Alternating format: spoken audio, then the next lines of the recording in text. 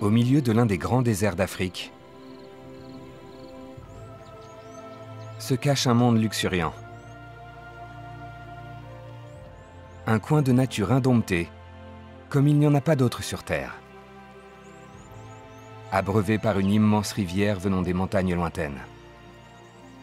Cette immense mosaïque d'une beauté époustouflante attire les plus grands animaux d'Afrique, ainsi que d'autres, un peu moins connus. Tous attirés par ce coin de paradis.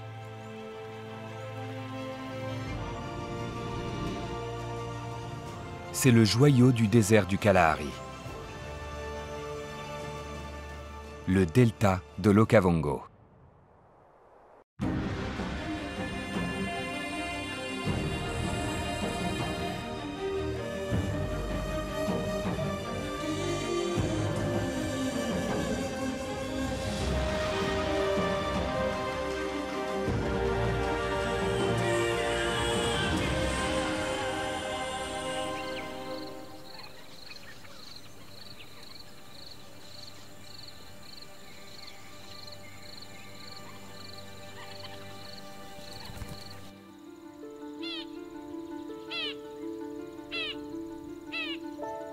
Le Botswana est un pays aride, où il pleut seulement pendant une très courte période, en été.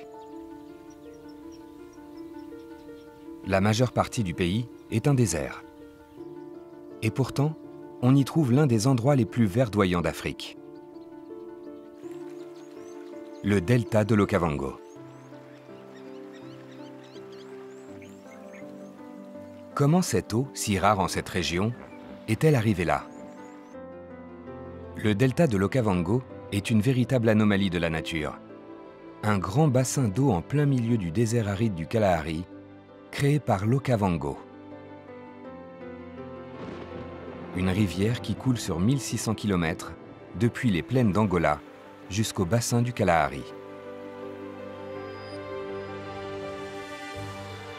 Piégée dans un très large renfoncement entre deux plaques tectoniques, l'eau se répand et crée un delta intérieur aussi grand que la Jamaïque.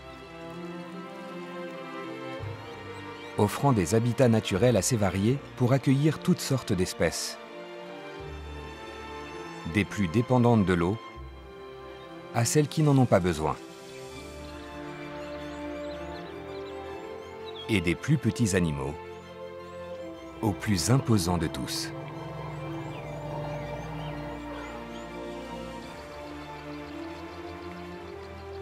C'est un environnement modelé par les inondations annuelles, où l'abondance des proies en fait un parfait terrain de chasse pour la plupart des plus grands prédateurs d'Afrique.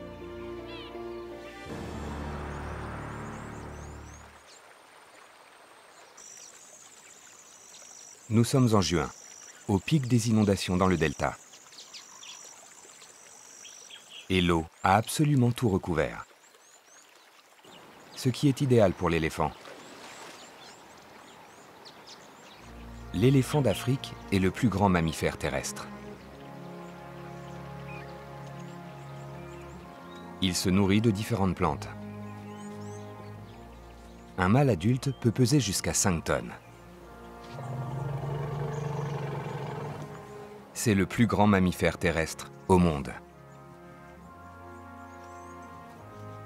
Pour faire marcher cette énorme machine, il faut du carburant. Et un mâle a besoin de 300 kg de nourriture par jour.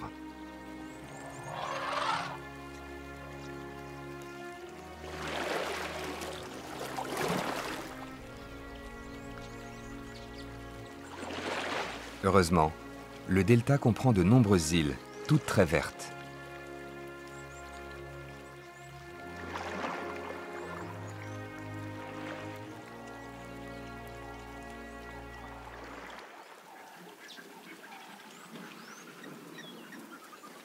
Ces deux mâles voyagent ensemble. Une pratique répandue chez les jeunes mâles célibataires ayant quitté leur troupeau.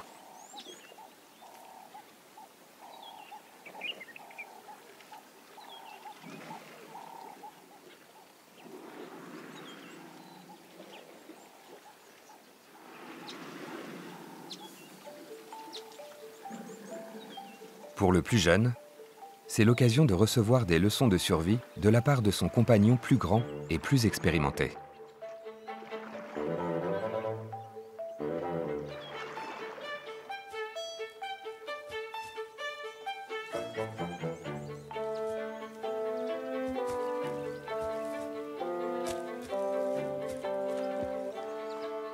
Il doit par exemple apprendre à aller récolter les cosses en haut des acacias à girafes.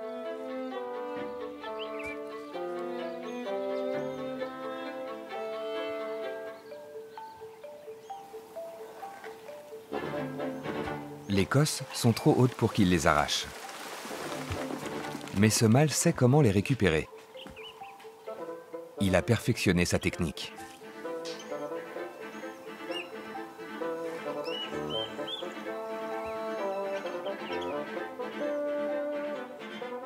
En revanche, le plus jeune mâle, lui, a encore besoin d'entraînement.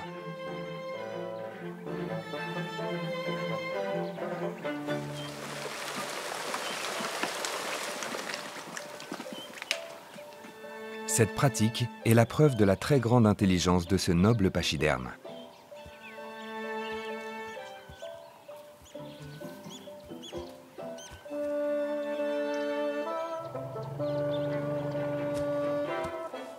Doté d'un système digestif résistant et d'une trompe dont il sait très bien se servir, l'éléphant peut jouir de nombreuses sources de nourriture dans l'Okavango.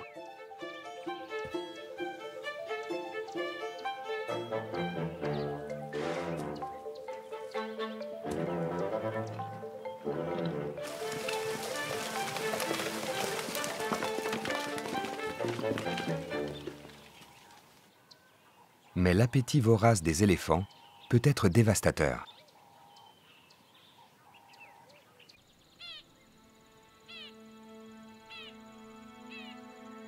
Ce cimetière d'arbres est le résultat de leur passage. Pour se nourrir, les éléphants arrachent parfois des pans entiers d'écorce, ce qui tue les arbres.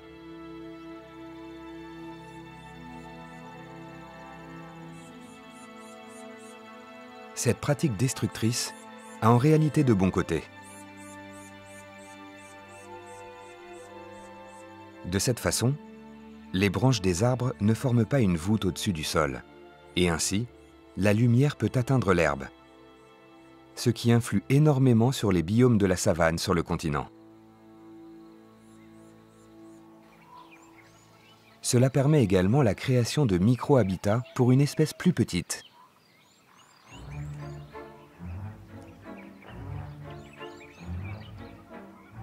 L'écureuil d'Afrique. Un vieux squelette d'acacia représente l'habitat idéal pour eux. Ils font un trou dedans pour faire leur nid et échapper aux prédateurs. Mais lorsqu'il n'y a aucun danger en vue, ces deux-là passent leur temps à jouer à chat.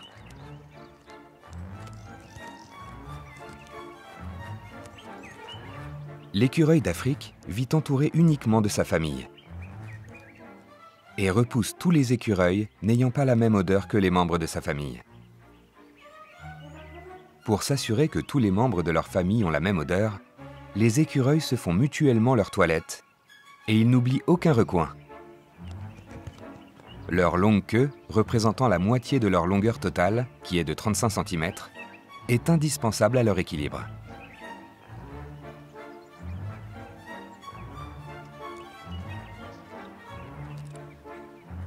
Durant les doux mois d'hiver de l'Okavango, ils s'activent toute la journée. Ils descendent des arbres pour chercher des graines, des fruits et des insectes. Mais ces écureuils ne s'éloignent jamais trop de leur arbre. Et il y a une raison à cela. Le delta abrite l'un des rapaces les plus féroces d'Afrique.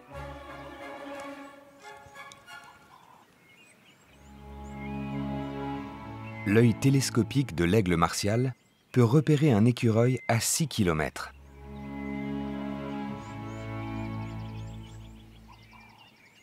Avec un poids d'environ 4,7 kg et une envergure de 2,40 m, c'est l'aigle le plus grand d'Afrique.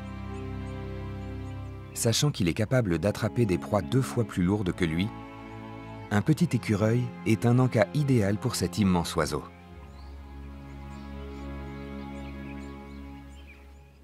Les écureuils ne sont pas les seuls petits mammifères à essayer d'échapper à ce redoutable prédateur.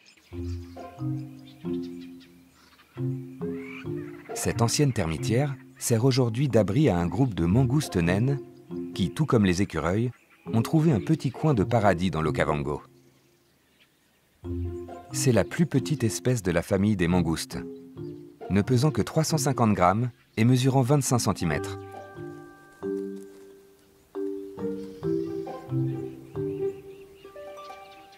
De par leur petite taille, elles sont obligées de rester en groupe.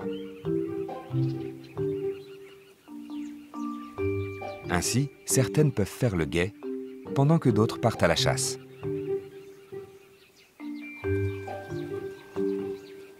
Les mangoustes naines se nourrissent principalement d'insectes, et tout particulièrement de scarabées et de leurs larves, ainsi que des architectes de leur demeure, les termites. Chaque groupe est constitué de 9 adultes en moyenne.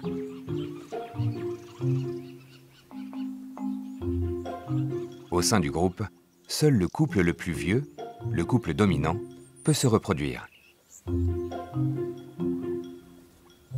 Et les mangoustes qui sont plus jeunes aident à élever les petits du couple reproducteur. Les autres femelles sécrètent même du lait et allaitent alors qu'elles ne sont pas enceintes. Cela permet à la femelle alpha d'avoir le temps de trouver assez de nourriture pour reprendre des forces. C'est un système de reproduction extrêmement bien organisé qui profite au reste du groupe en lui assurant l'avantage du nombre.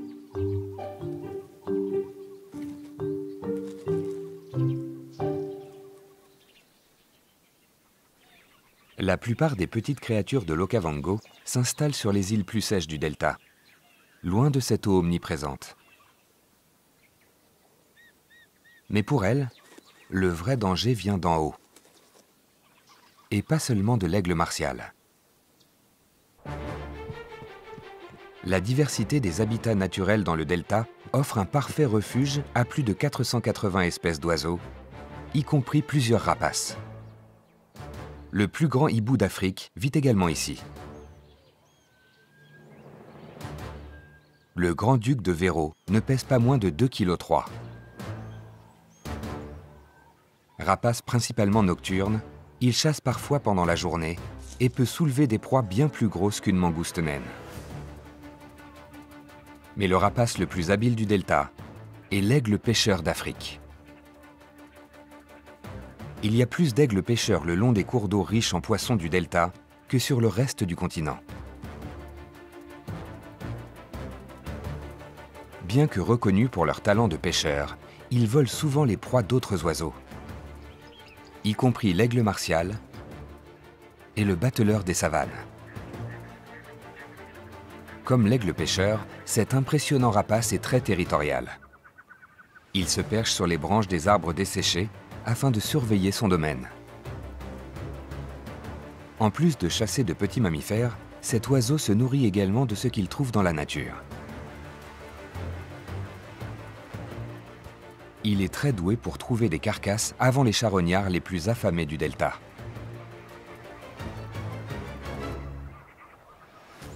Pesant plus de 5 kg, ce vautour au dos blanc éclipse même l'aigle martial. Évolution oblige, les vautours ont fait des carcasses leur seule source de nourriture.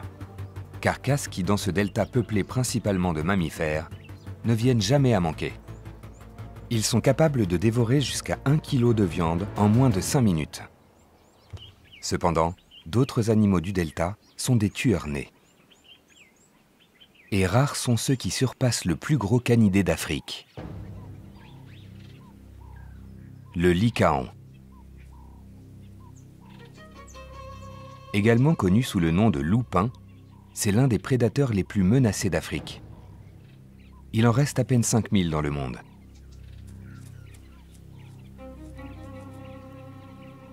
Sur le continent africain, la dégradation du milieu naturel, la traque humaine et les maladies ont eu un effet dévastateur sur la population de l'espèce. Mais ici, dans le delta de l'Okavango, le loup-pin prospère.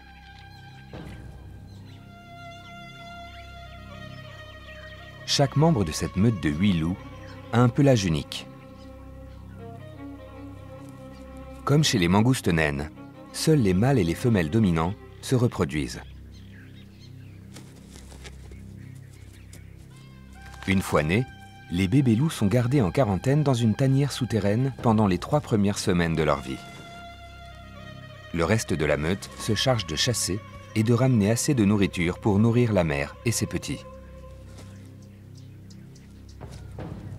Lorsqu'ils ne doivent pas rester près de la tanière, le terrain de chasse de ces vigoureux loups s'étend sur un rayon de plus de 2000 km².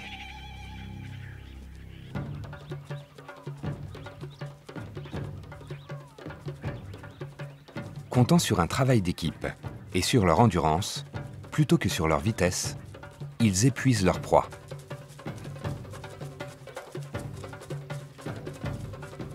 Le lycaon est ainsi l'un des mammifères prédateurs les plus performants du monde.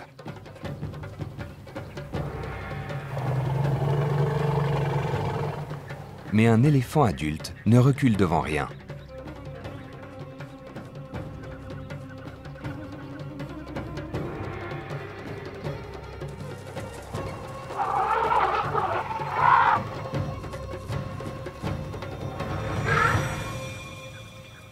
Les loups déguerpissent rapidement.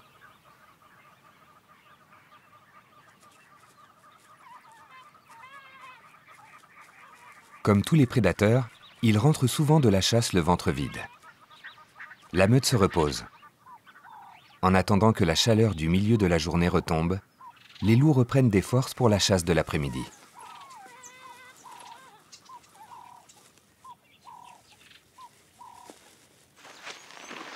Tout comme chez les loupins, chacun de ces zèbres des plaines a des rayures différentes de son voisin.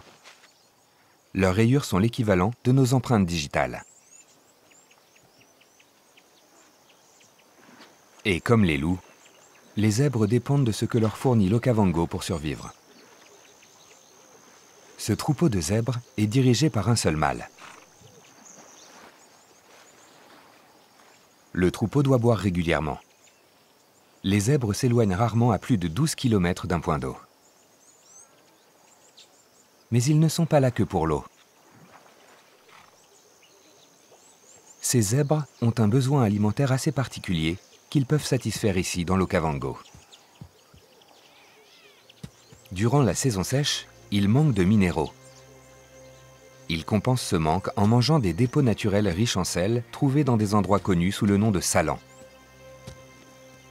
On appelle cette pratique la géophagie. Les sables des îles du delta constituent d'excellents dépôts à lécher.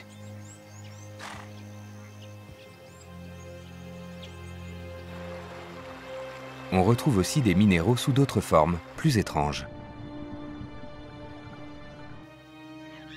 Les arbres et les plantes font remonter les eaux souterraines à la surface, qui ensuite s'évaporent et laissent derrière elles des cristaux concentrés en minéraux.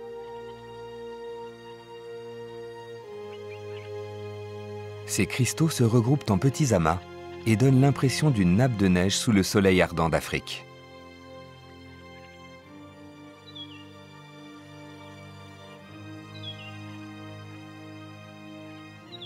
Avec le temps, ces formations s'accumulent et aujourd'hui, elles représentent 40% de la surface totale des îles du delta.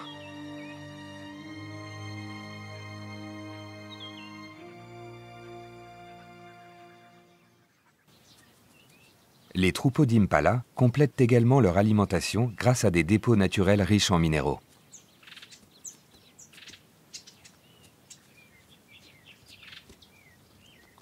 Ces dépôts se présentent sous la forme de termitières construites par une espèce qui cultive des champignons sous la terre pour se nourrir. Ce faisant, elles enrichissent la terre de leur termitière de certains minéraux tels que le cuivre ou le zinc. Minéraux dont l'impala sait intuitivement qu'il a besoin, tout particulièrement à ce moment de l'année. L'hiver, les impalas sont en rut. Les mâles âgés de plus de 4 ans marquent leur territoire avec des sécrétions glandulaires sortant de leur front. ils cherchent à attirer des partenaires potentiels sur leur territoire et doivent garder les mâles célibataires éloignés.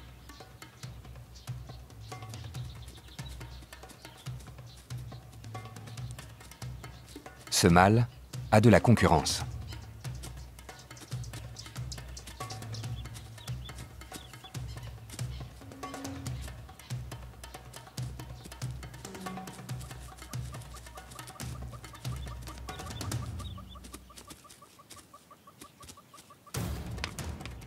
Leurs cornes pointues peuvent atteindre 70 cm de long et causer de graves blessures.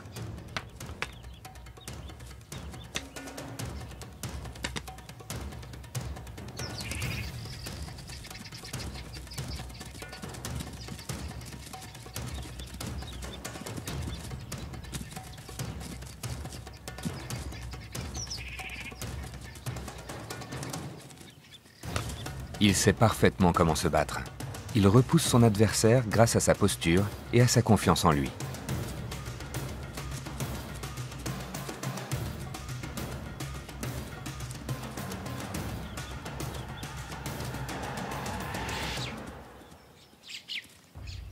Le mâle établi ne s'en sort pas indemne. Mais il a réussi à défendre son territoire et à conserver le droit de s'accoupler.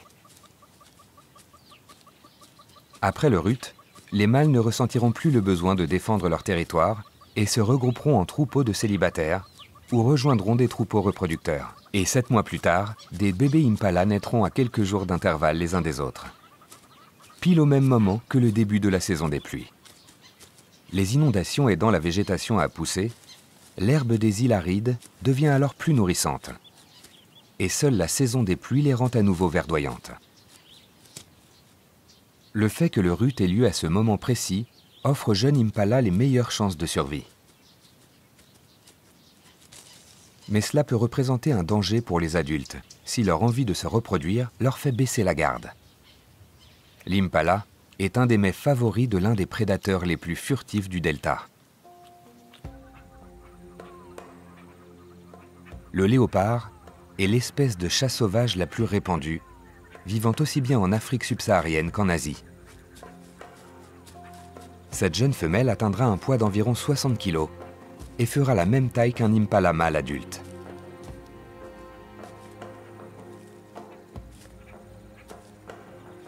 Elle a appris à tuer avec sa mère à l'âge de 8 mois.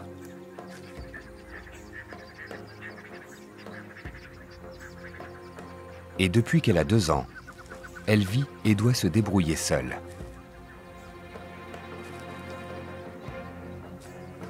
Tirant profit de sa puissance et de sa rapidité,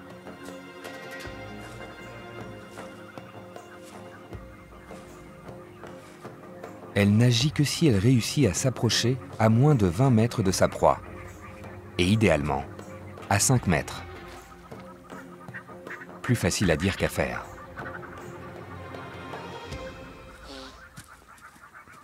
Malgré son pelage qui lui permet de se camoufler, les impalas l'ont repérée.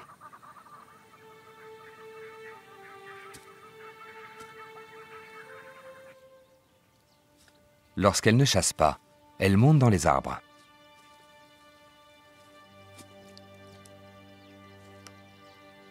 Et profite de sa position surélevée pour se reposer et chercher des proies potentielles dans les environs.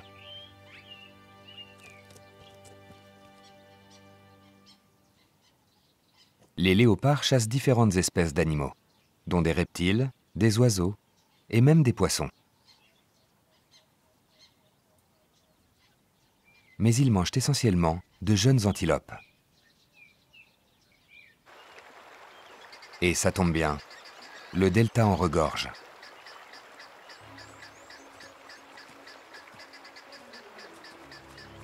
L'espèce la plus connue d'entre elles s'appelle le Kobe de l'Etchoué. C'est l'une des antilopes qui a le plus besoin d'eau.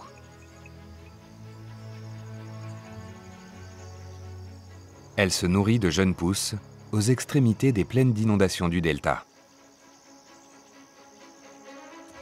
Comme chez les impalas, les mâles et les femelles vivent dans 2 troupeaux différents, tous 2 dirigés par un mâle dominant. Les Kobe de Lechwe sont très bien adaptés à la vie dans l'Okavango. Ils ont un arrière-train très développé et très puissant et des sabots allongés, ce qui leur permet de semer les prédateurs sur terre et dans l'eau.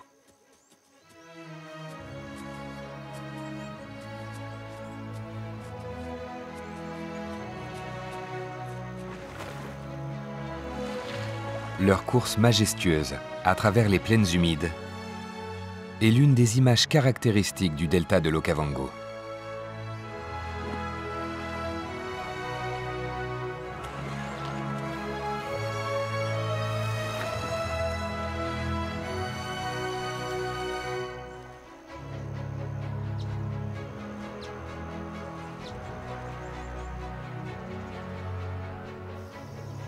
La femelle léopard, en commençant à somnoler, continue de surveiller son domaine depuis cette branche d'arbre, alors qu'une autre journée touche à sa fin.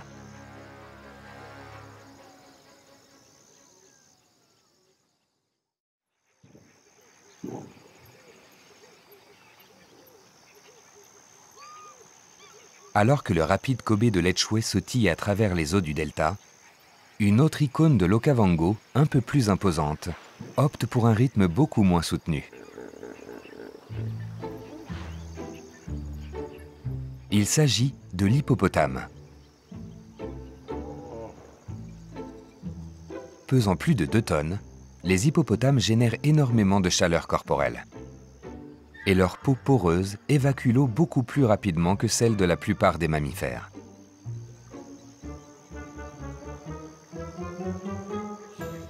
Pour ne pas avoir trop chaud, les hippopotames passent leur journée à se prélasser dans l'eau et sortent la nuit pour manger de l'herbe.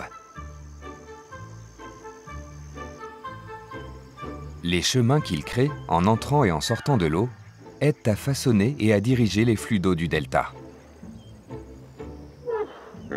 Et alors que l'éléphant est l'animal qui a l'impact écologique le plus important, aucun animal n'est aussi essentiel à l'écosystème du delta de l'Okavango que l'hippopotame.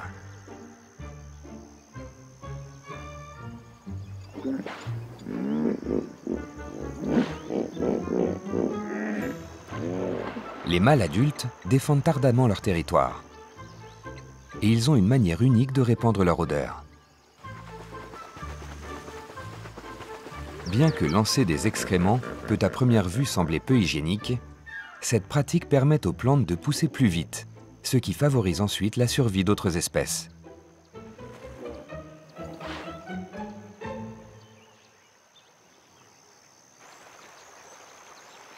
La vie aquatique du réseau hydrographique de l'Okavango est très riche. On compte plus de 71 espèces vivant dans les nombreux cours d'eau du delta. Tous ces poissons attirent évidemment de nombreux oiseaux qui viennent pêcher.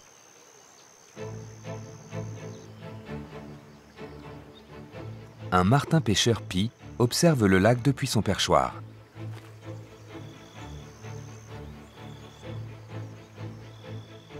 Mais c'est par ses capacités aériennes que cette espèce se démarque.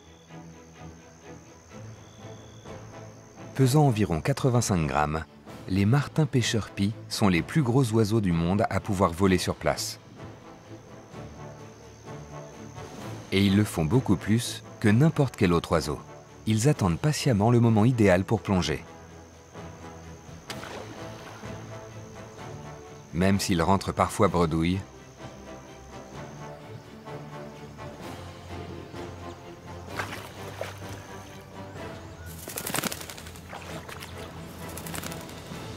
leur ténacité finit toujours par payer.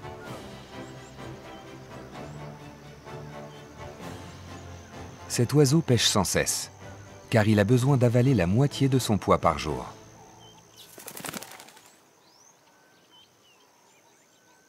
Alors que la nourriture de ce petit as du ciel vient uniquement des eaux de l'Okavango, l'un des plus grands habitants du delta dépend beaucoup moins des inondations annuelles.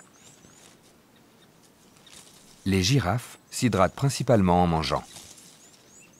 Elles peuvent passer jusqu'à 3 jours sans boire. Mais pouvant mesurer jusqu'à 5 mètres et peser plus d'1 tonne, elles ont besoin de 35 kg de nourriture par jour. Elles ne broudent que le feuillage des plantes ligneuses. Donc la poussée rapide de l'herbe qui suit une inondation ne leur est aucunement utile.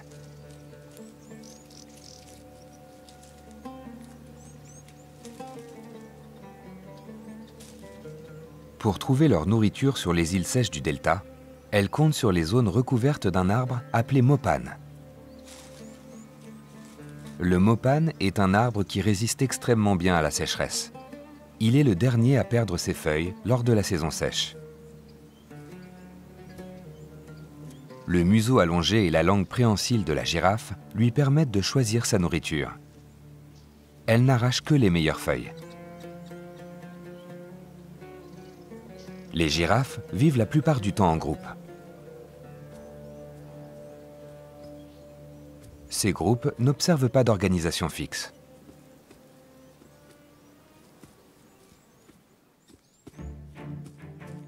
Les individus vont et viennent. Mais entre mâles, il existe tout de même une hiérarchie plutôt stricte.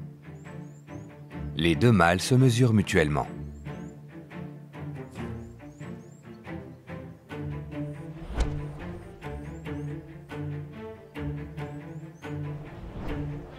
L'aspect gracieux du combat dissimule bien l'incroyable puissance de chaque coup de tête. Appelée necking en anglais, cette pratique permet d'établir une hiérarchie au sein des mâles et détermine qui a le droit de se reproduire.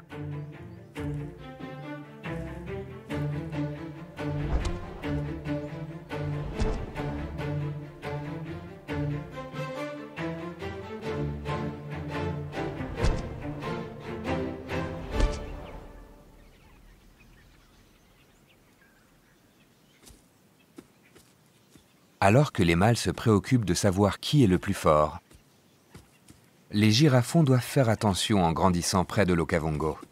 Ils sont encore assez petits pour devenir les proies du plus fort de tous les chasseurs du delta.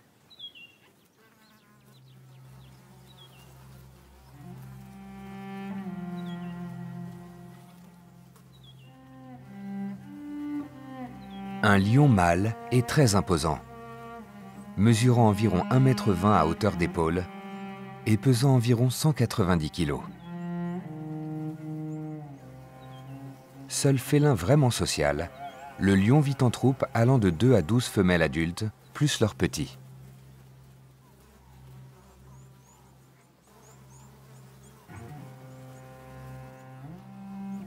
Les mâles dirigent la troupe, généralement en groupe de 2 à 6.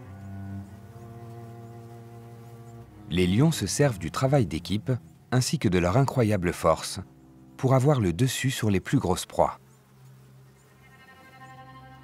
Mais ces prédateurs passent environ 20 heures par jour à se reposer.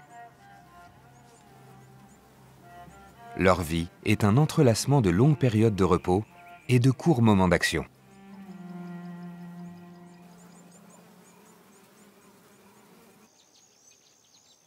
Contrairement aux lions, les lycaons font partie des prédateurs les plus actifs durant la journée. Une fois le pic de chaleur de la mi-journée passé, la meute repart à la chasse. Mais aujourd'hui, ils ne chassent pas le Kobe de l'Etchouet.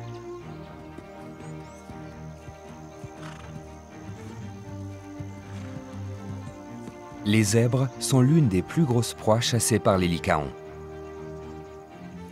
S'ils arrivent à disperser le troupeau en leur faisant peur, ils peuvent peut-être isoler un des zèbres et le tuer. Dans certaines meutes, les loups ont compris que lorsqu'ils attrapent un zèbre par la lèvre, ce dernier s'immobilise.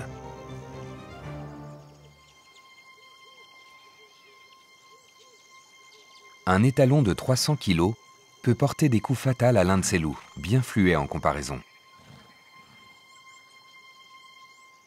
Mais les lycaons sont prêts à courir ce risque.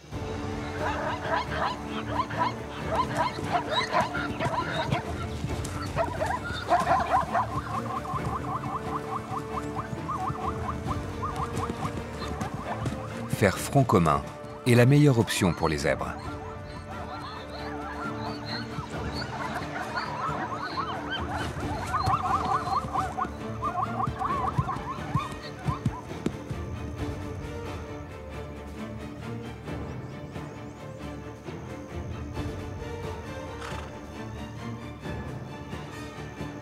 Pensant aux bouches affamées qui les attendent à la tanière, les loups n'abandonnent pas.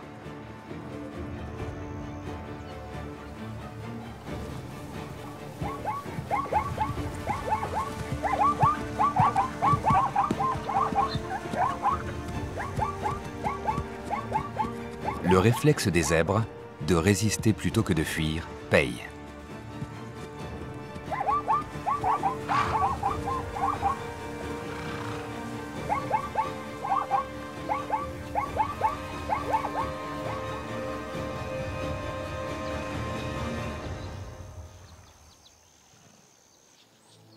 Même pour les chasseurs les plus doués, rien n'est sûr quand il s'agit de ramener à manger.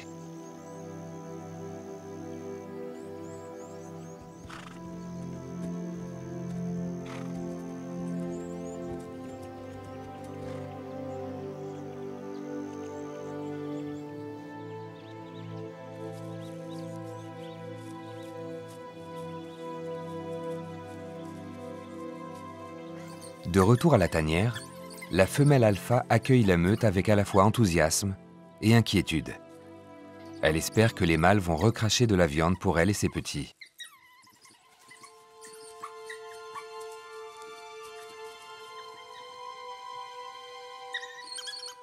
Mais la meute est rentrée les mains vides.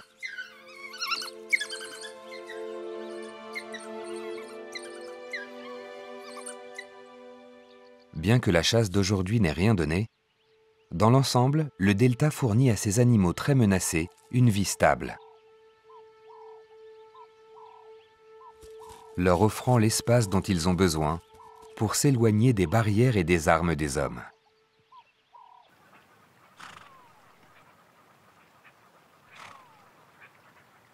Les cours d'eau verdoyants du delta de l'Okavango sont un véritable paradis pour les espèces menacées, des plus emblématiques aux moins connues.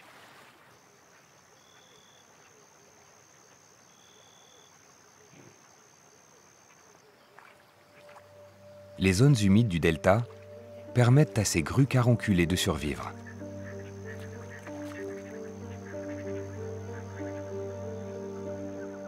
C'est l'espèce la plus menacée des 6 espèces de grues en Afrique. Avec moins de 8000 adultes encore en vie dans la nature. La rareté de ces grues caronculées est due à plusieurs facteurs. Les grues sont particulièrement sensibles aux perturbations causées par l'homme. Le taux de survie des oisillons est très faible. Seuls 6% d'entre eux atteignent l'âge adulte. Et les couples reproducteurs ont des besoins bien spécifiques en termes d'habitat. Ils ont besoin de 40 hectares de zones humides, le tout entouré de 150 hectares de zones boisées ou herbeuses. Ainsi, ils ont accès à leur principale source de nourriture, les graines et tubercules des joncs des zones humides.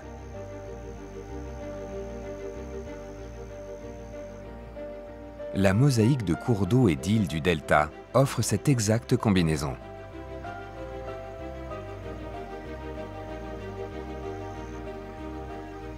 Les grues passent 75% de leur journée à chercher de la nourriture.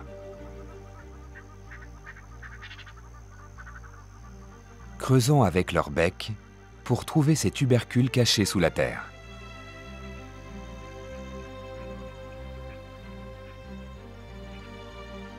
À côté d'elle se trouve un héron goliath, la plus grande espèce de héron au monde.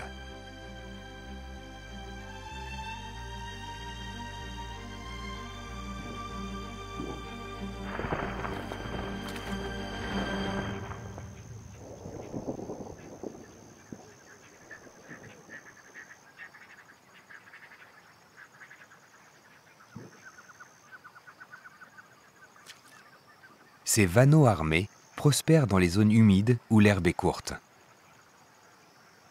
Le nombre total de ces oiseaux qui s'adaptent très facilement a énormément augmenté au cours des 100 dernières années et est aujourd'hui estimé par certains à environ 1 million. Mais ils doivent rester très vigilants. Il y a des prédateurs qui rôdent.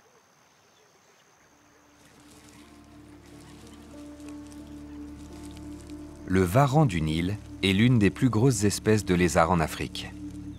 Il peut mesurer jusqu'à 2 mètres. Sa longue et puissante queue fait de lui un très bon nageur. Il chasse toutes sortes de poissons et d'animaux aquatiques. Mais il se nourrit également d'oiseaux. Ces oiseaux territoriaux viennent tout juste d'avoir des oisillons. Et les petits vanneaux attirent notre prédateur.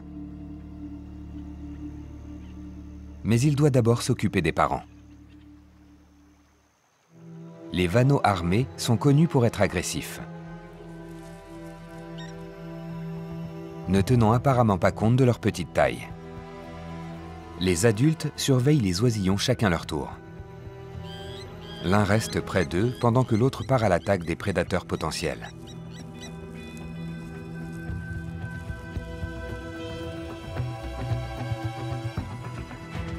Bien qu'il fasse 5 fois la taille du vanneau, le serpentaire se laisse décourager par les bombardements aériens.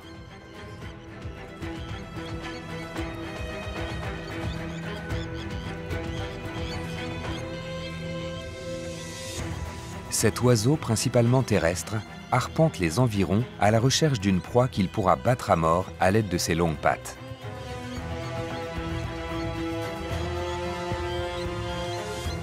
Mais il ne trouvera rien à manger ici.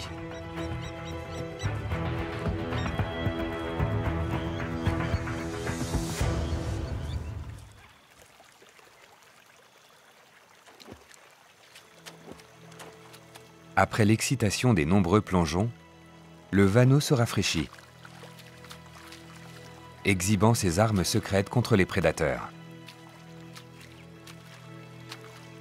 Chaque aile est équipée d'un éperon pointu qui peut causer de graves dégâts chez la victime sur laquelle l'oiseau plonge.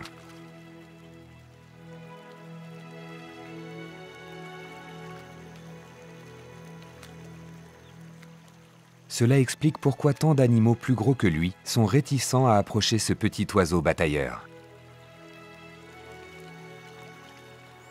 Mais certains animaux du delta ont besoin de plus qu'une petite mare pour se baigner. À la fin d'une longue journée passée sous le soleil ardent du delta de l'Okavango, les jeunes éléphants adorent faire trempette. Le delta regorge de bassins de premier choix tels que celui-ci, assez profond pour que ces baigneurs aux grandes oreilles puissent y plonger.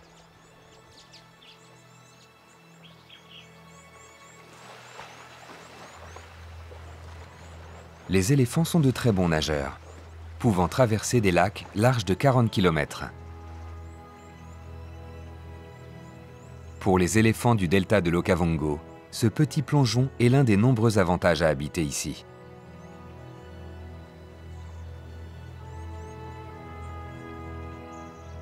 Ils profitent au maximum des points d'eau pour se rafraîchir, dans ce lieu où le soleil brille tous les jours.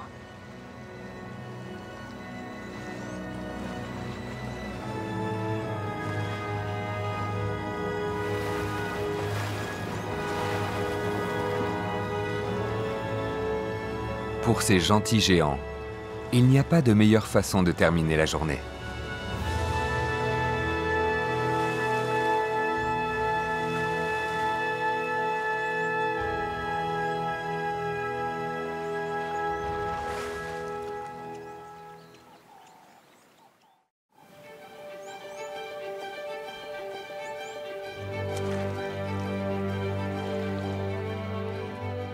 L'immense oasis qu'est le delta de l'Okavango est un écrin de vie au beau milieu du désert.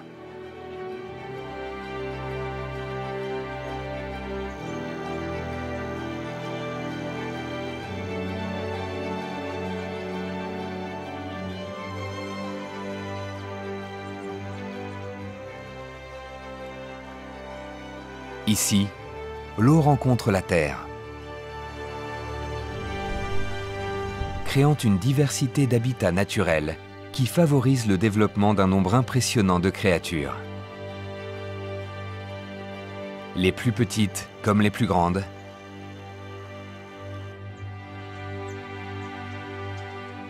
herbivores comme carnivores, comprenant aussi des reptiles et des oiseaux.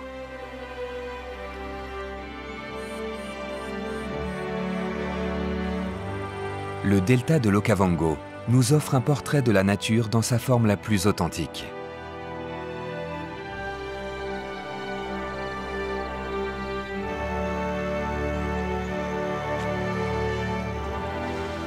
Ici, le temps qui passe se mesure à l'eau qui coule et au cri des aigles qui pourfendent ce ciel si bleu.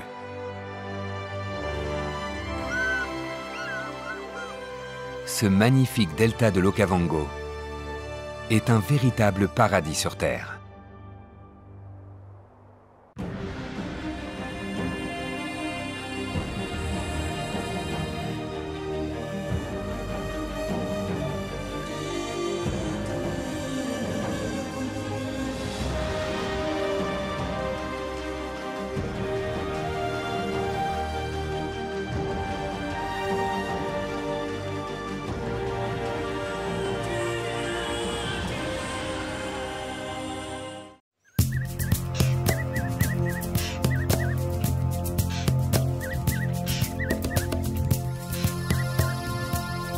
Dans la dernière monarchie absolue africaine, les géants sont à l'honneur.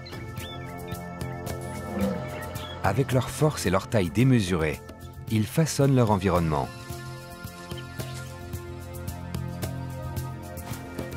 Ce qui permet à des animaux de toutes les formes et de toutes les tailles de coexister. Dans ce royaume africain, ce sont les espèces les plus menacées qui gouvernent.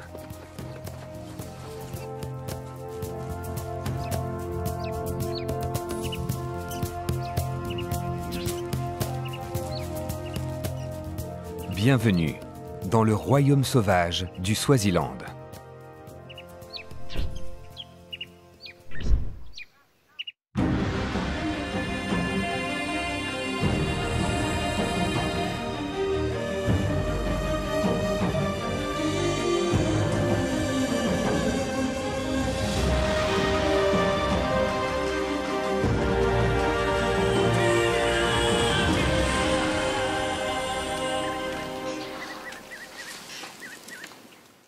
Un éléphant mâle cherche seul de quoi se nourrir dans les forêts riveraines du Swaziland.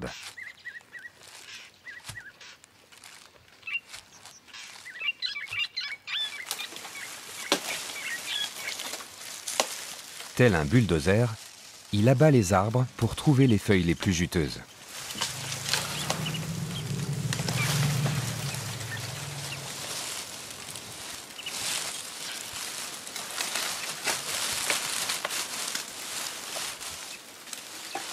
À part l'homme, aucune autre espèce n'a cette capacité de transformer à tel point son environnement.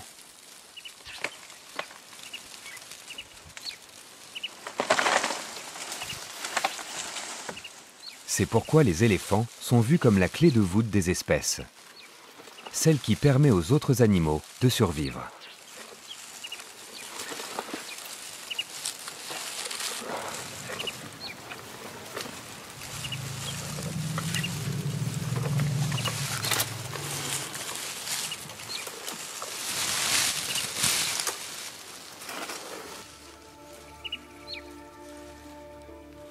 En abattant ces arbres, les éléphants créent de l'espace pour que l'herbe et les plantes puissent pousser. Mais ce ne sont pas les seuls architectes des savanes du Swaziland.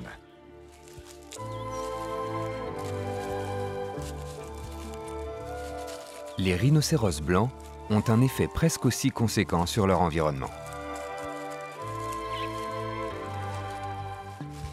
Alors que les éléphants dégagent la vue du ciel, ces géants s'occupent du sol.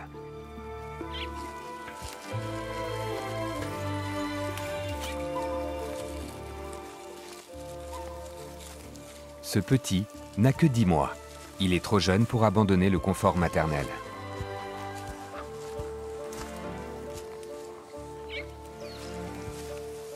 Il commence juste à s'alimenter en herbe. Sa mère va continuer à l'allaiter pendant à peu près 1 an.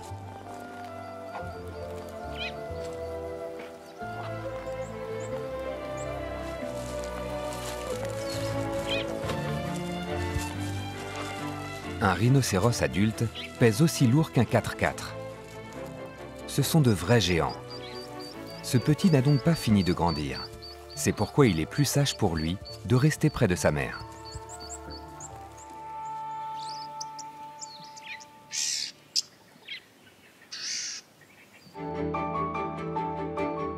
Le Swaziland est un tout petit pays, situé entre l'Afrique du Sud et le Mozambique.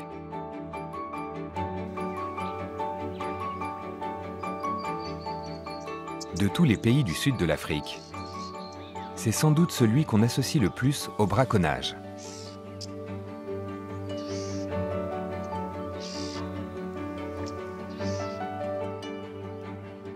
Les grands animaux, tels les éléphants et le rhinocéros, sont une vraie richesse pour le pays. C'est pourquoi les écosystèmes du Swaziland se portent à merveille.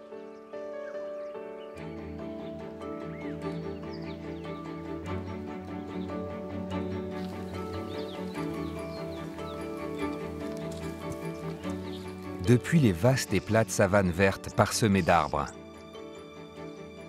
jusqu'aux fourrés riverains, les plantes et les animaux, petits ou grands, tirent profit des architectes du paysage du Swaziland.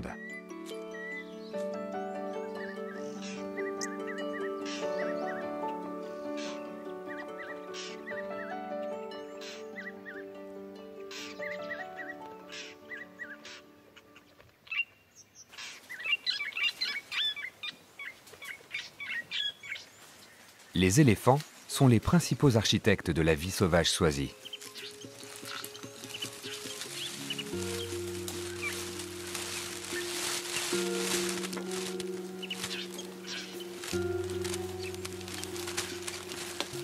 Leur alimentation est variée. Ils mangent les feuilles sur les branches et broutent l'herbe au sol.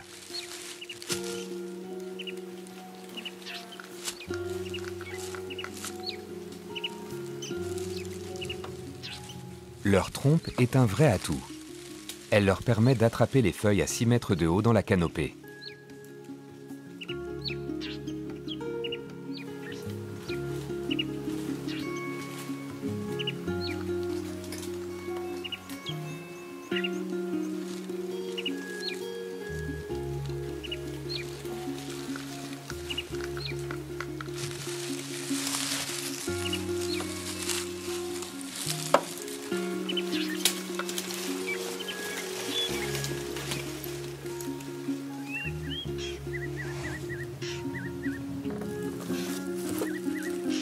Leur trompe est constituée de plus de 40 000 muscles, ce qui la rend extrêmement maniable.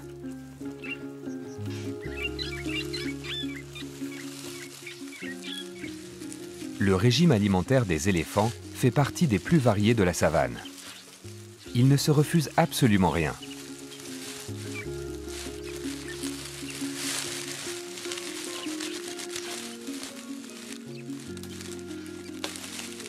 Malgré leur grande taille, ils sont remarquablement agiles, dégageant le sol avec la grâce d'une danseuse étoile.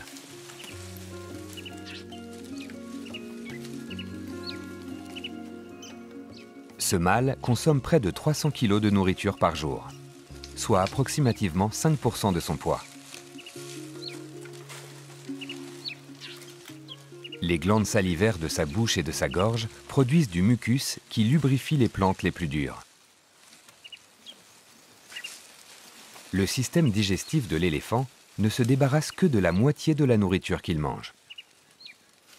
Mais ses déjections sont très nutritives, et dans la savane, rien n'est gaspillé.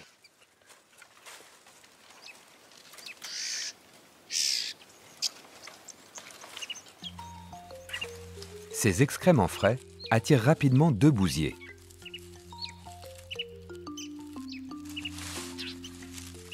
Plus de 2000 espèces de bousiers vivent à travers l'Afrique subsaharienne. C'est l'équipe de ménage personnelle de la nature. Ces déchets leur serviront de nourriture, ainsi qu'à leur progéniture. La bouse est une denrée rare. Ces scarabées ont touché le gros lot.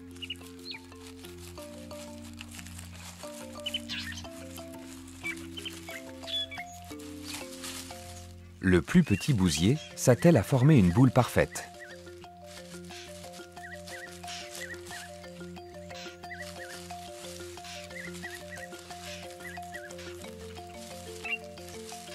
Les bousiers se servent de leurs pattes avant, spécialement adaptées à la formation de boules bien lisses.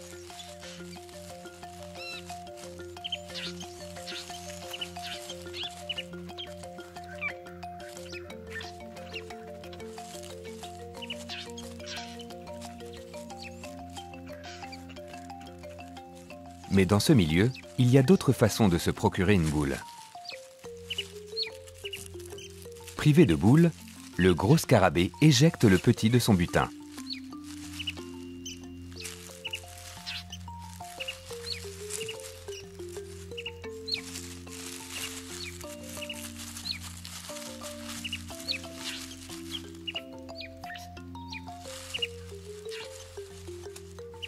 Il la fait rouler le plus vite possible pour aller l'enterrer. Avec un peu de chance, elle attirera une femelle qui y déposera ses œufs. L'éléphant s'en va, inconscient de tout ce qui se passe à ses pieds. Les éléphants ont un impact considérable sur leur environnement. En abattant les arbres, ils libèrent de la place dans cette végétation fournie, ce qui profite à bien d'autres espèces. L'herbe va investir ces nouveaux lopins et créer une mosaïque d'habitats. Mais plus il y a d'éléphants, plus d'arbres seront abattus et la diversité des plantes en sera affectée.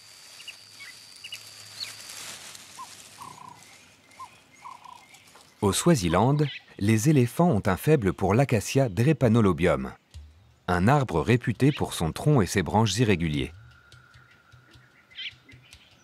Les observateurs pensent que les éléphants mangent l'écorce de cette espèce d'acacia pour ses propriétés guérissantes naturelles. Mais cela a des conséquences. Car retirer l'écorce d'un arbre, c'est le tuer.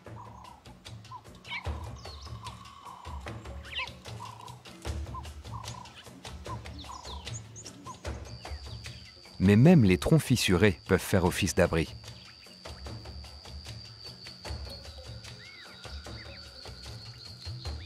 Les serpents verts à pois y grimpent comme personne et ont fait des arbres morts leur habitat.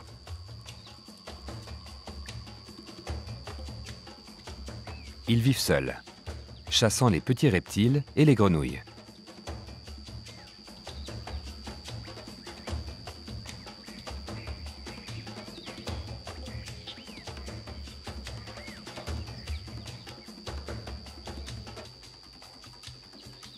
Alors que les serpents s'épanouissent dans leur nouveau chez eux, une espèce plus grande profite pleinement de l'herbe qui a poussé au soleil.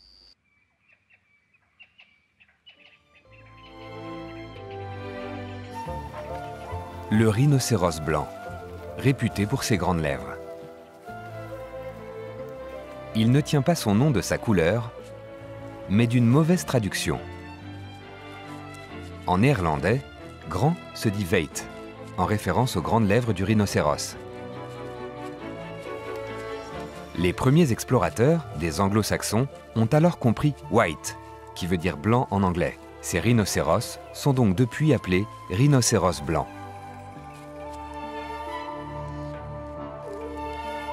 C'est la plus grande espèce de rhinocéros, bien qu'il soit herbivore. C'est la plus grande espèce animale de l'histoire à ne se nourrir que d'une simple plante.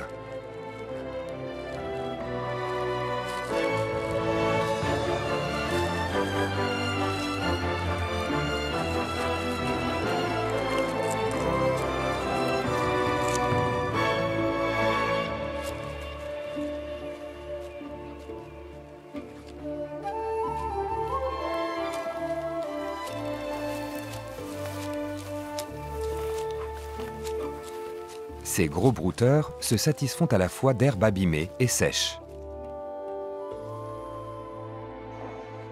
En enlevant cette herbe abîmée, ils créent des sortes de pâturages.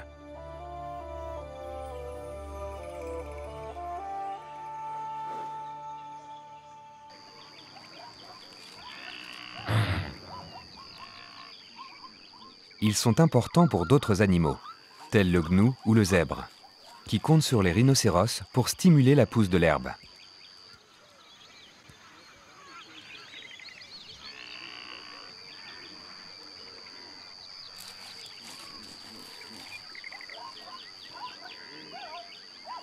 Les gnous et les zèbres ont l'habitude de partager les prairies de la savane.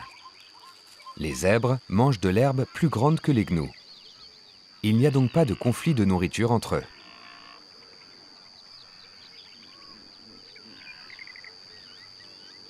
A l'inverse, les gnous finissent souvent de manger l'herbe des zèbres, lorsque celle-ci est trop grande.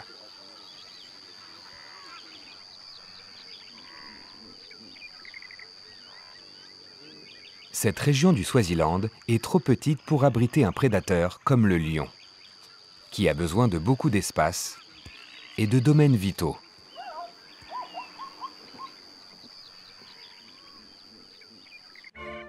Mais même dans une terre sans prédateurs, les espèces proies ont le réflexe de fuir quand elles se sentent en danger.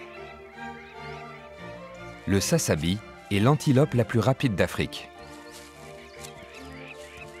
Il peut atteindre les 80 km/h.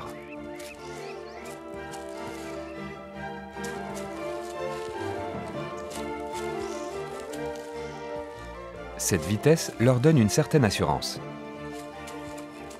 Poursuivis, ils courent pendant un court moment, s'arrêtent pour voir où en est leur poursuivant et repartent si besoin.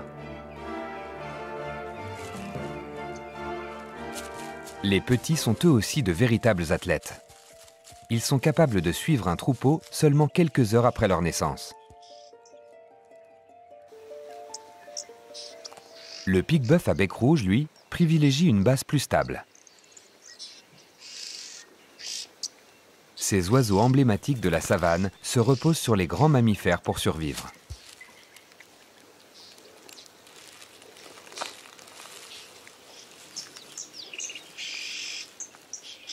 Le pique-bœuf se nourrit de tiques et des mouches attirées par les troupeaux.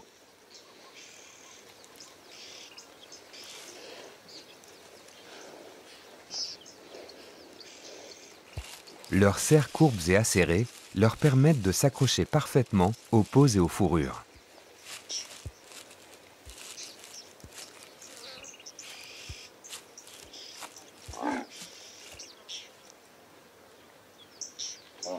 Leurs petites queues solides les soutiennent pendant qu'ils vont chercher les tiques dans les endroits les plus difficiles à atteindre.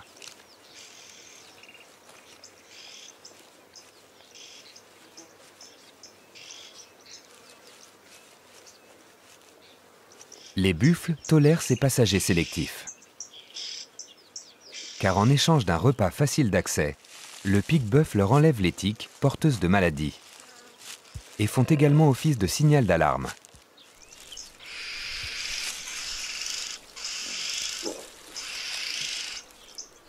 Si le pique-bœuf pressent un danger, il sonne l'alarme et le buffle s'en va.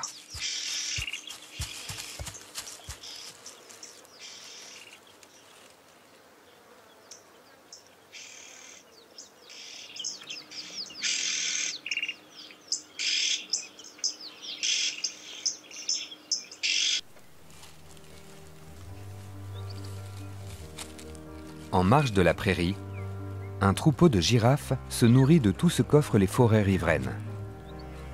L'accès à ces forêts leur est permis grâce aux éléphants et aux rhinocéros qui leur ont ouvert un passage. Les mâles sont plus grands que les femelles. Ils peuvent mesurer jusqu'à 6 mètres de haut. Les girafes sont des espèces sociables. Elles vivent ensemble par troupeaux dispersés. Mais en vieillissant, les mâles ont tendance à s'isoler.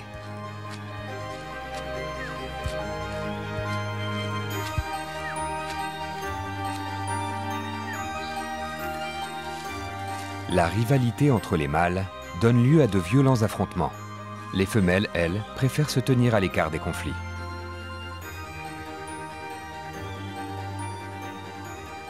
Elles ne font même pas attention au rhinocéros blanc qui vient brouter à leurs pieds.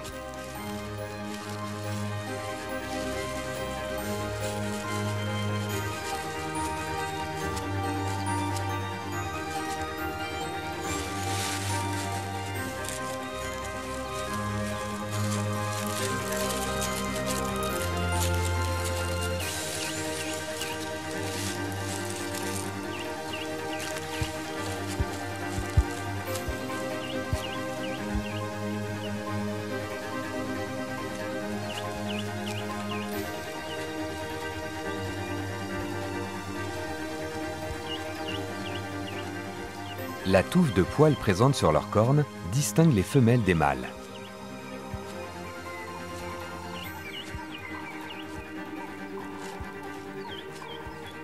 Les cornes des mâles n'ont pas de poils et sont en général plus épaisses.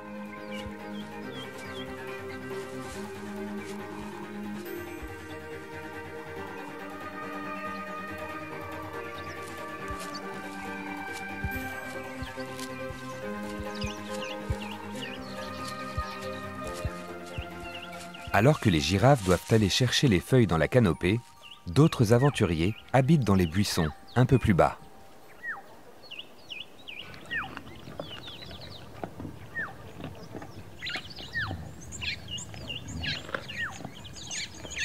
Les Nyalas mènent une vie paisible dans les fourrés riverains.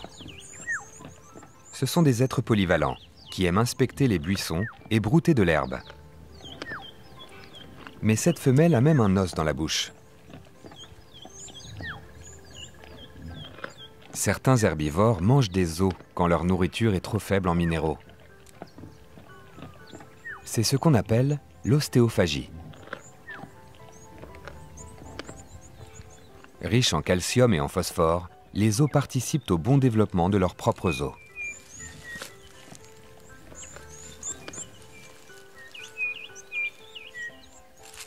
Plutôt que de l'avaler, elle va simplement le jeter quand elle en aura eu assez. La différence entre les mâles et les femelles Nyala est frappante. Les cornes de ce petit viennent de pousser. Seuls les mâles en ont. Ils s'en servent pour se battre et pour séduire. Jeune, ce petit ressemble à sa mère. Mais en grandissant, sa robe va s'assombrir, s'allonger, et il perdra certaines rayures. Il sera bien plus grand que sa mère. La taille des Nyala mâles est 20% supérieure à celle des femelles. Quant à leur poids, c'est presque le double. Ce qui donne lieu à une appellation particulière. Chez les grandes espèces d'antilopes, on appelle le mâle taureau. Chez les petites, on les appelle béliers. Les femelles, elles, sont connues sous les noms de vaches et brebis.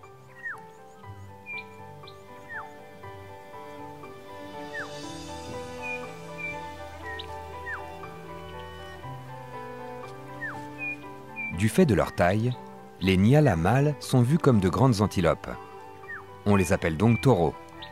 Quant aux femelles, considérées comme de petites antilopes, on leur donne le nom de brebis. C'est le seul exemple de distinction des antilopes.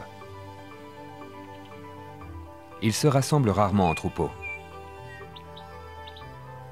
Le seul lien stable est celui de la mère et de son petit.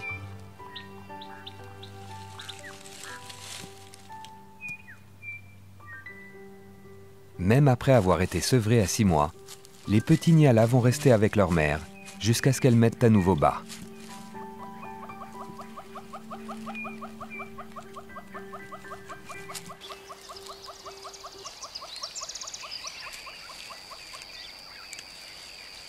Dans la forêt riveraine, une famille plus soudée a trouvé son sanctuaire. Il est inhabituel de voir des phacochères en forêt.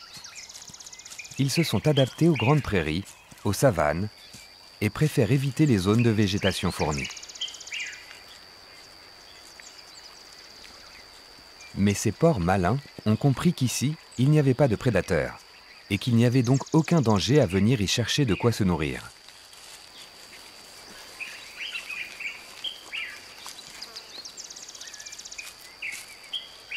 Le phacochère est la seule espèce porcine à manger à genoux.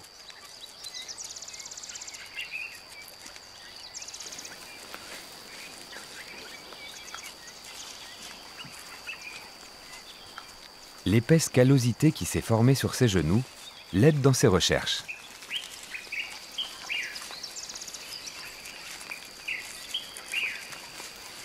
Leurs groins laboureurs reniflent la terre à la recherche de racines et de tubercules, leur plat favori. Les petites laies restent avec leur famille pendant des années, alors que les mâles ont plutôt tendance à partir de leur côté. Un groupe de phacochères est appelé sondeur. Et le chef de famille, c'est la mère. Elle emmène sa famille dans son point d'eau favori.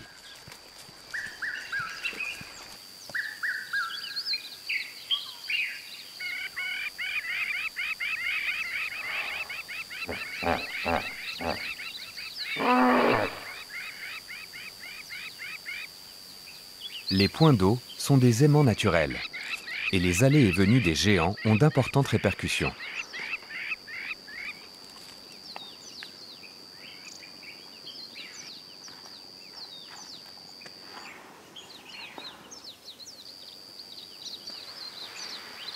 Par souci de confort, ils remuent le fond de l'eau pour se créer une sorte de coussin d'herbe.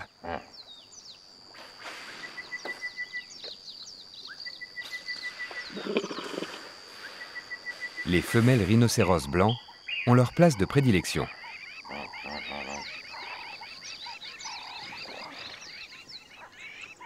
Allongées dans l'eau fraîche, elles se protègent des rayons du soleil brûlant.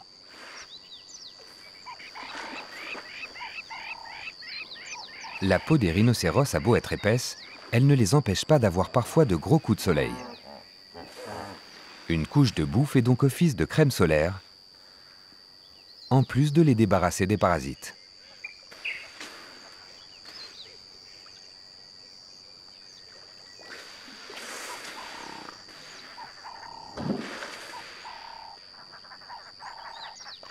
Cette tortue d'eau douce est une résidente permanente de ce point d'eau.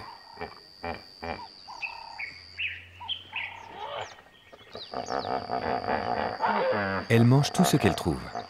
Grenouilles, plantes d'eau et même les tiques sur les rhinocéros endormis.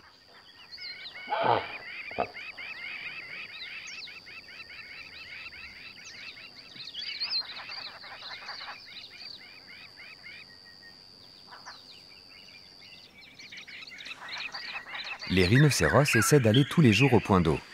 Mais si besoin, ils peuvent passer 3 jours sans boire. C'est un gros atout lors des périodes hivernales sèches, quand l'herbe est moins aqueuse.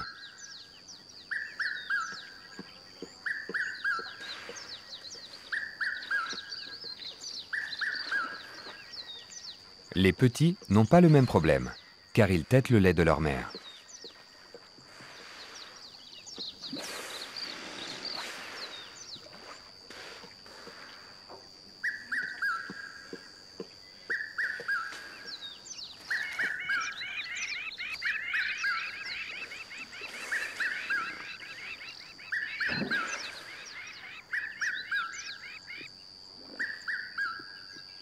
Les femelles rhinocéros partagent les mêmes territoires et tolèrent la présence de leurs congénères. Mais rapprochées autour du point d'eau, les tensions peuvent vite monter.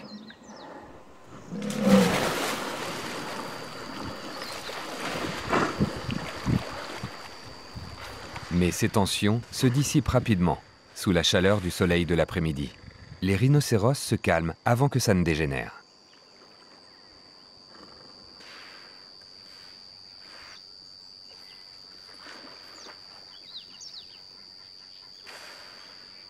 De tous les animaux, celui qui profite le plus des grands trous d'eau créés par les géants de la savane est l'hippopotame, qui passe presque toute sa journée à se détendre dans l'eau fraîche. En grec, hippopotame signifie cheval de fleuve, alors qu'il n'a aucun lien de parenté avec le cheval. Ses cousins seraient plutôt le porc et la baleine.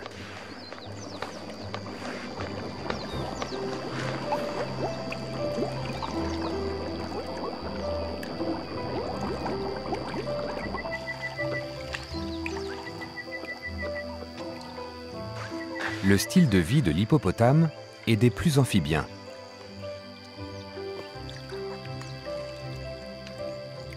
Ses naseaux, ses yeux et ses oreilles se trouvent sur sa tête, ce qui lui permet de respirer, de voir et d'entendre en étant presque entièrement sous l'eau.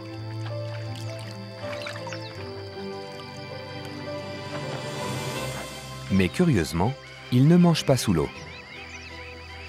Il se repose sous l'eau la journée et sort la nuit pour aller brouter dans les environs, créant des terrains comestibles pour les autres espèces. Les petits naissent sous l'eau.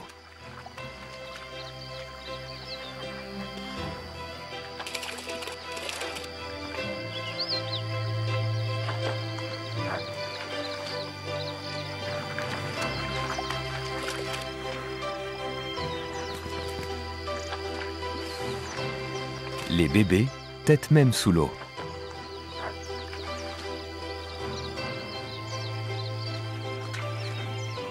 Les hippopotames vivent en société. De grands groupes de mâles et de femelles se détendent ensemble, dominés par le mâle alpha. Et seul le mâle alpha peut procréer.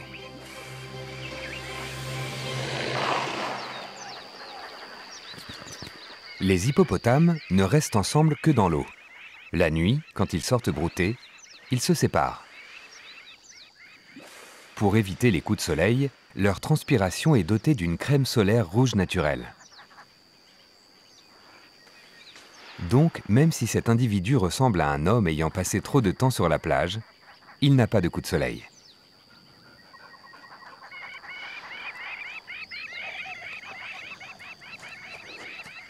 Les phacochères arrivent à leur tour au point d'eau.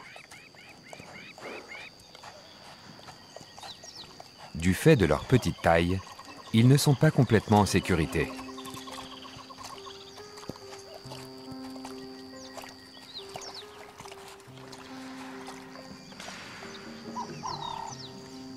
Les crocodiles font partie des rares prédateurs présents dans cette réserve.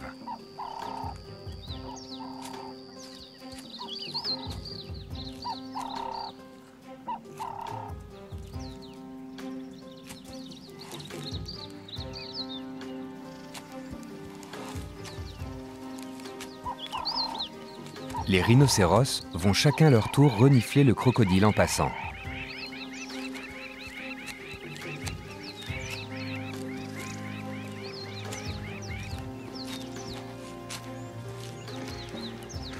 Plus vous êtes grand, moins vous risquez de vous faire attaquer. Pour les rhinocéros, ce crocodile n'est rien de plus qu'une petite distraction.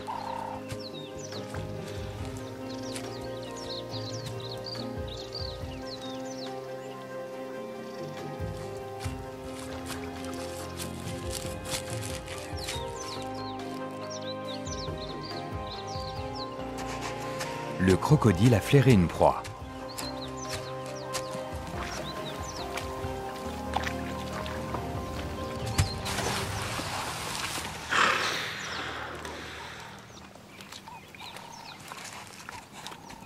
Les phacochères estiment qu'il est plus prudent de couper court à leur bain de boue.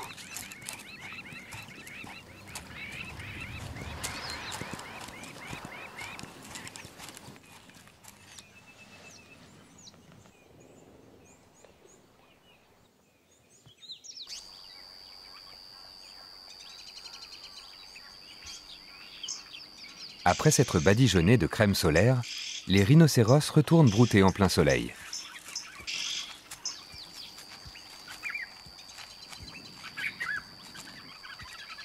Les rhinocéros blancs ne sont pas aussi sociables. Leurs interactions entre congénères sont variables. Ils préfèrent errer par petits groupes dans les prairies, contrairement aux espèces plus organisées, telles les éléphants ou les buffles.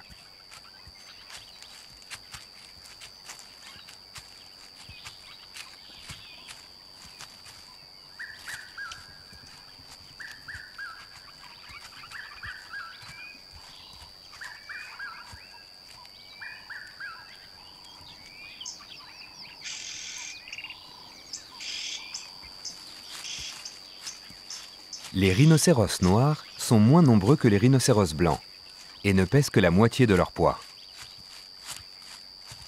Leur alimentation est très différente. Ils ont donc moins d'impact sur leur environnement.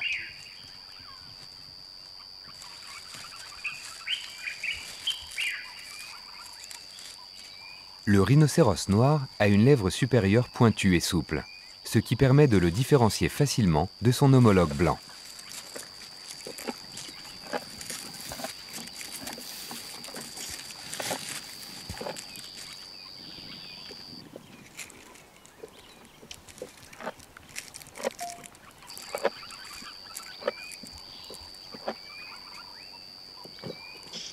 Si les deux espèces cohabitent dans la savane africaine, c'est parce que leur régime alimentaire est très différent.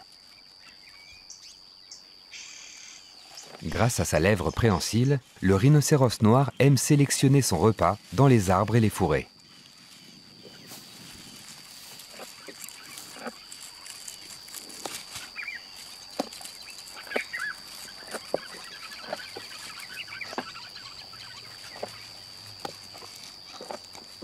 Du fait de son mauvais caractère, mieux vaut ne pas se retrouver nez à nez avec lui.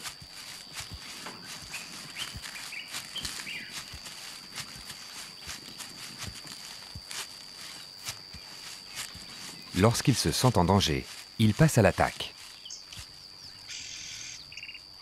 Sa vue est très mauvaise, mais il se sert de son excellent odorat ainsi que de ses excréments pour communiquer.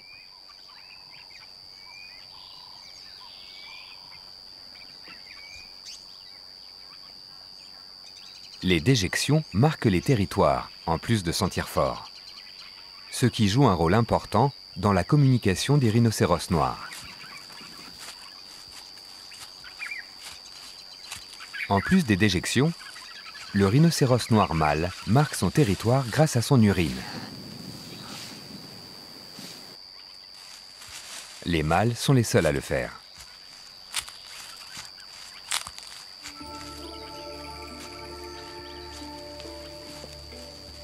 Malgré le braconnage, les rhinocéros noirs et blancs se développent.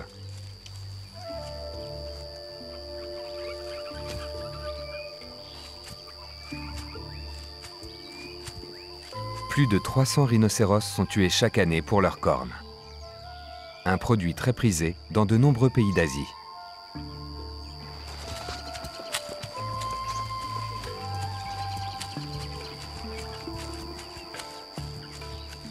Après avoir été moulue, elle est utilisée dans la médecine traditionnelle pour soigner les saignements de nez, les crises cardiaques, les convulsions et les fièvres.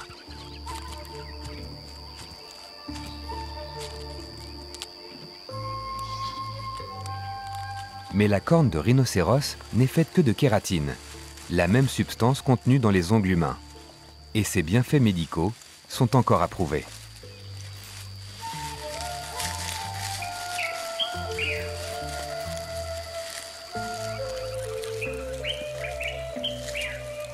Étant donné la rareté des rhinocéros et la forte demande en cornes, le prix au kilo de ce produit est supérieur à celui de l'or.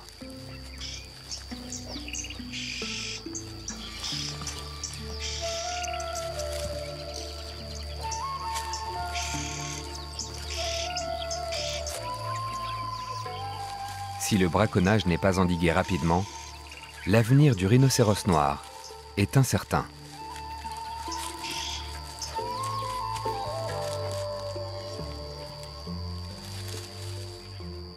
Mais grâce aux mesures strictes contre le braconnage, les rhinocéros du Swaziland ne craignent rien.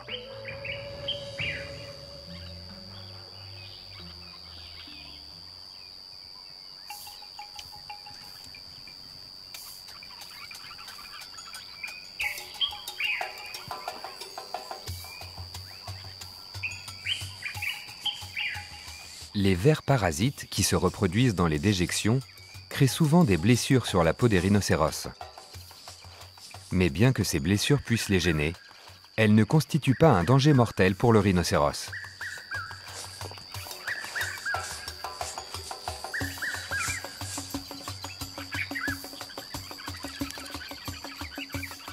Les griffoirs usagés sont le meilleur moyen d'enlever les tiques et autres parasites, surtout quand ils se trouvent dans des endroits inaccessibles.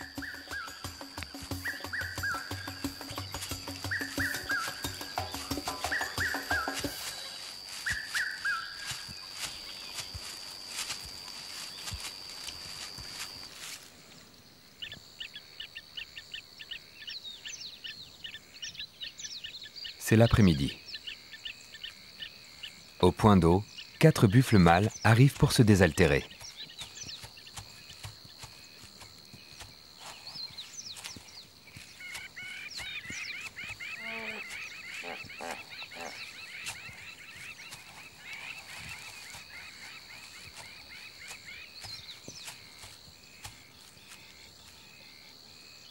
Ces vieux individus ne sont plus les bienvenus dans le troupeau.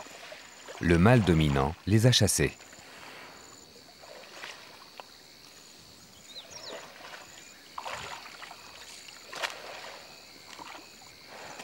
Ils mènent une vie solitaire, ne se rassemblant rarement plus que par troupeaux de 4 ou 5 célibataires.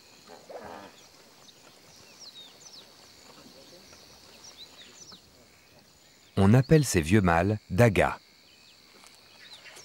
un terme local voulant dire boue. Ils sont réputés pour leur tempérament bien trempé. Ce sont les vieux grincheux de la savane.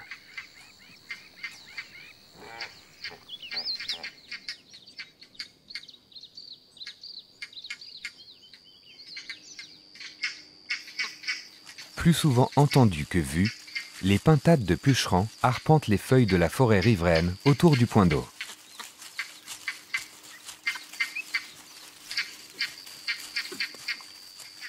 Elles profitent des allées et venues des autres espèces qui remuent la terre avec leurs sabots.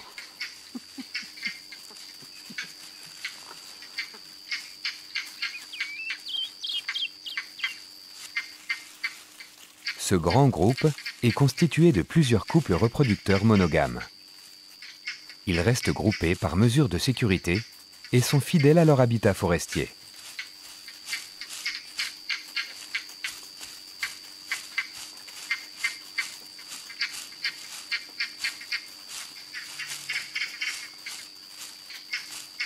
Ils se nourrissent de fruits, de graines, mais aussi de vers et d'insectes.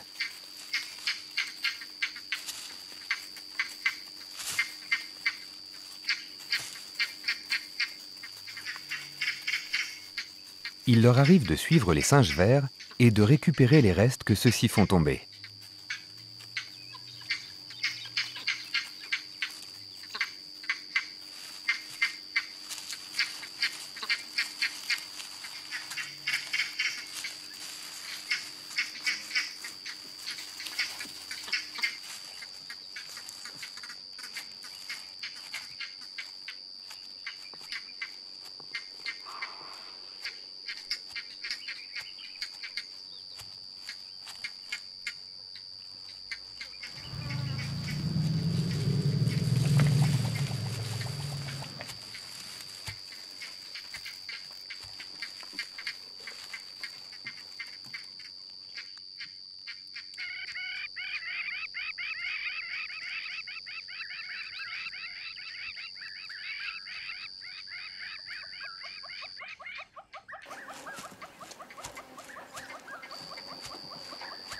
Quand il y a de l'eau, les éléphants vont boire au moins une fois par jour.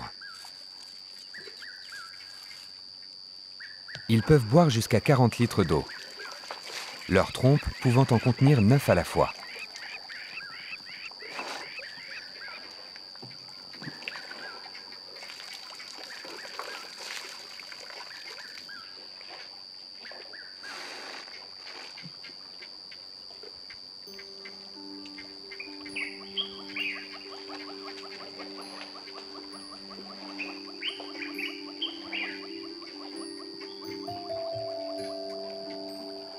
Leur odorat est extrêmement développé.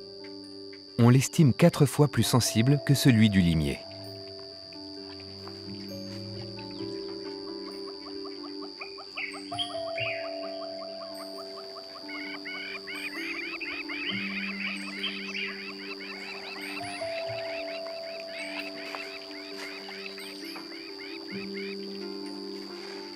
À l'instar des rhinocéros, les éléphants souffrent du braconnage.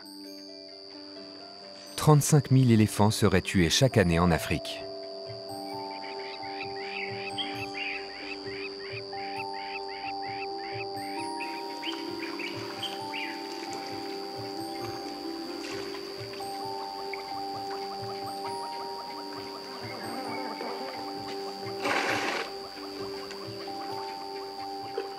Mais le gouvernement du Swaziland les protège, s'assurant que le rôle qu'ils jouent dans leur environnement perdure à jamais.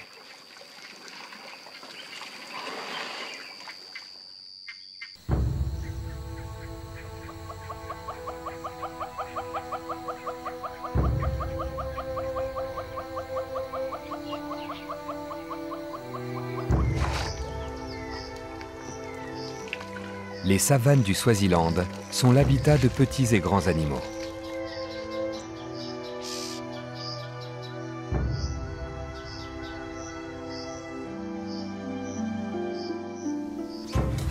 Dans cet écosystème, chacun joue un rôle important.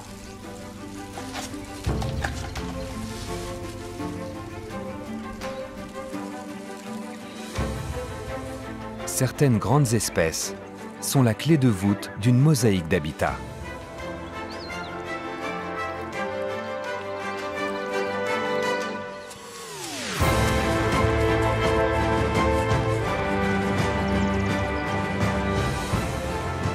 Des géants vulnérables prospèrent sous la protection du roi. Ici, la vie bat son plein.